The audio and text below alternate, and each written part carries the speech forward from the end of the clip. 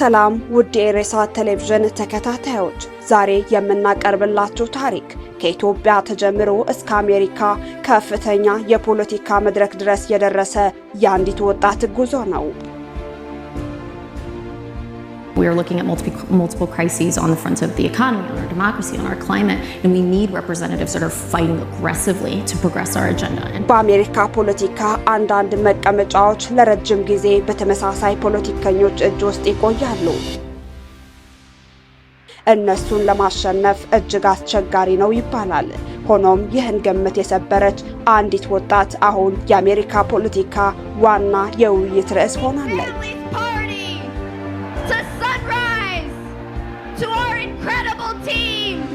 ስሟ ሜላት ኪሮስ ይባላል። በአዲስ አበባ ተወልዳ በህፃንነቷ ከቤተሰቧ ጋር ወደ አሜሪካ የተሰደደች ትውልደ ኢትዮጵያዊ ናት።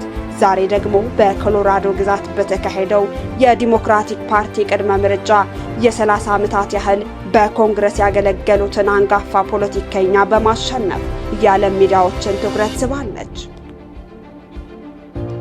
እንዴት ወደዚህ ደረጃ ደረሰች? የህይወቷ ታሪክ ምን ይመስላል? የምታራምደው የፖለቲካ አጀንዳስ ምንድነው? እንዲሁም ይህ ድል ለኢትዮጵያውያንና ለአፍሪካ ተወላጆች ምን ትርጉም ይይዛል? በቀጣዮቹ ደቂቃዎች እነዚህን ጥያቄዎች በዝርዝር እንመለከታለን። አብራችሁን ቆዩ።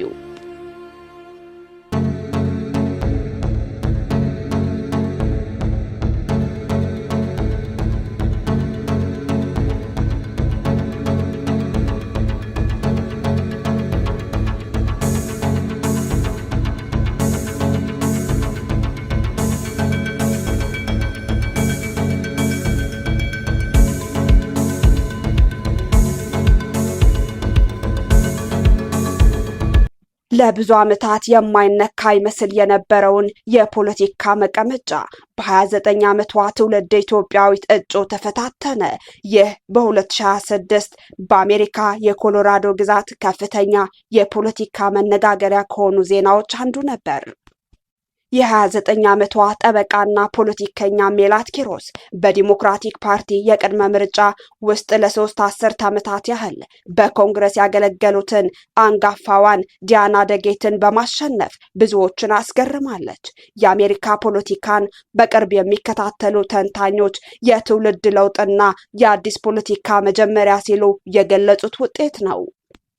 ሜላት ኪሮስ በ1997 በአዲስ አበባ ተወለደች። በህፃንነቷ ወላጆቿ በአሜሪካ የዲቪ ሎተሪ ፕሮግራም ተመርጠው ወደ አሜሪካ ተሰደዱ። እንደ ብዙ ስደተኛ ቤተሰቦች ሁሉ አዲስ ህይወት ለመጀመር ብዙ ፈተናዎችን አልፈዋል። ሜላት ያደገችው በኮሎራዶ ግዛት ዴንቨር ከተማ ነው። የስደተኛ ቤተሰብ ልጅ መሆኗ ስለ እኩልነት፣ ስለ ፍትህና ስለ እድል በትንሽ ዕድሜዋ እንድታስብ አድርጓታል። በዋሽንግተን ኮሌጅ የፖለቲካ ሳይንስና ኢኮኖሚክስ ተምራ ከተመረቀች በኋላ በኖትርዳም የህግ ትምህርት ቤት የህግ ዲግሪዋን አግኝታለች። የህግ ባለሙያ ሆና በኒውዮርክ ከታዋቂ የህግ ድርጅቶች በአንዱ መስራት ጀመረች። ብዙዎች በዚያ ረጅም ሙያዊ ህይወት እንደምትኖራት ይጠብቁ ነበር። ነገር ግን ህይወቷ ያልተጠበቀ አቅጣጫ ያዘች። በ2023 እና 2024 በፍልስጤምና እስራኤል ግጭት ዙሪያ በአሜሪካ የተማሪዎች ተቃውሞ በሰፊው ተስፋፍቶ ነበር። ሜላት ለተቃዋሚ ተማሪዎች ድጋፍ የሰጠችበትን ጽሑፍ እንድታስወግድ ተጠየቀች። እሷ ግን አልተስማማችም። ይህ ውሳኔ ከስራዋ እንድትለይ አደረጋት። ብዙዎች ለማቆም የሚመርጡበትን ቦታ ላይ ሜላት አዲስ መንገድ መረጠች። በቀጥታ ወደ ፖለቲካ ገባች። አስገራሚው ድል በ2026 በኮሎራዶ አንደኛ የኮንግረስ ምርጫ ክልል በተካሄደው የዲሞክራቲክ ቅድመ ምርጫ ሜላት ኪሮስ የ30 ዓመታት የኮንግረስ አባል የነበሩትን ዲያና ደጌትን አሸነፈች። ውጤቱ በብዙዎች ዘንድ የፖለቲካ መሬት መንቀጥቀጥ ተብሎ ተገልጿል። ለረጅም ጊዜ በአንድ ሰው እጅ የነበረ መቀመጫ በወጣት እጩ መወሰዱ የአዲስ ትውልድ ፖለቲካዊ ኃይል መጠናከሩን ያሳያል። ሜላት ኪሮስ ራስዋን ከተራማጅ ፖለቲካ ጋር ታያይዛለች። የምታራምዳቸው ዋና ጉዳዮች የሁሉም ዜጎች የጤና መድን፣ ተመጣጣኝ ዋጋ ያላቸው መኖሪያ ቤቶች፣ የፖለቲካ ገንዘብ ስርዓት ማሻሻያ፣ የአየር ንብረት ለውጥን ለማቋቋምና በውጭ ፖሊሲ ላይ የበለጠ የሰብአዊ መብት ተኮር አቀራረብን ያካትታሉ። እነዚህ አቋሞች እንደ በርኒ ሳንደርስ ካሉ ታዋቂ ተራማጅ ፖለቲከኞች ድጋፍ እንድታገኝ አስችሏታል። ሜላት ኪሮስ ያስመዘገበችው ስኬት የአንድ ሰው የምርጫ ድል ብቻ አይደለም። የስደተኞች ቤተሰቦች ልጆች በአሜሪካ ፖለቲካ ከፍተኛ ቦታ ሊደርሱ እንደሚችሉ የሚያሳይ ተምሳሌት ነው። ለኢትዮጵያውያንና ለሌሎች የአፍሪካ ተወላጆችም ታሪኳ ተስፋን የሚፈጥር ነው። የትውልድ ቦታ፣ የቀለም ልዩነት ወይም የኢኮኖሚ አቅም የሰውን የመሪነት ችሎታ እንደማይወስን ያሳያል። በአሜሪካ ጠቅላላ ምርጫ የሚኖረው ውጤት ገና የሚጠበቅ ቢሆንም አንድ ነገር ግን ግልጽ ሆኗል። ሜላት ኪሮስ በአሜሪካ ፖለቲካ ውስጥ ትልቅ ውይይት የፈጠረች አዲስ ፊት ሆናለች።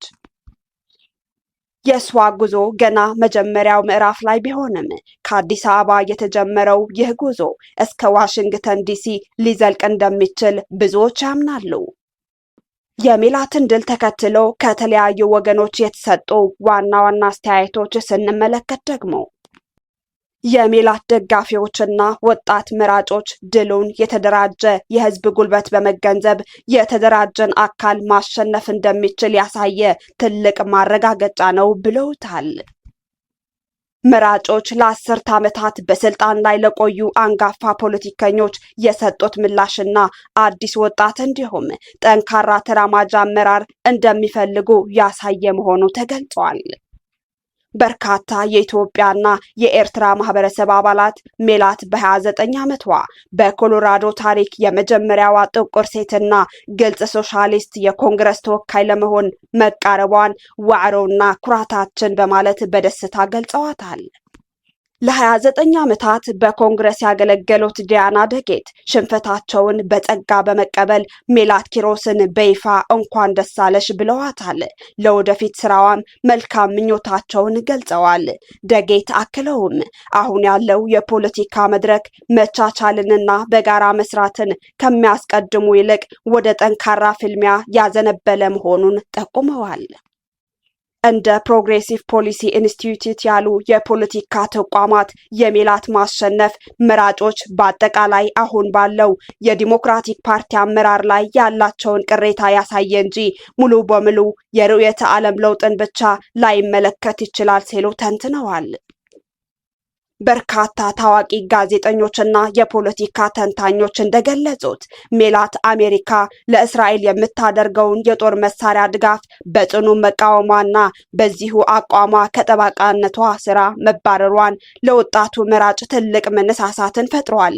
ይህ ድል የዲሞክራቲክ ፓርቲ ሶሻሊስት ክንፍ እያደገ መምጣቱን የሚያሳይ ነው ተብሏል። በአጠቃላይ አስተያየቶቹን የሜላትን ድል እንደ ትልቅ የፖለቲካ መነቃቃትና የወጣቱ ትውልድ በስልጣን መድረክ ላይ የመውጣቱ ማሳያ አድርገውታል። የሜላት ኪሮስ ቀጣይ ጉዞ የተሳካና የተቃና እንዲሆን መልካም ምኞታችንን በመግለጽ ፕሮግራማችንን ቋጨን። ሰላም።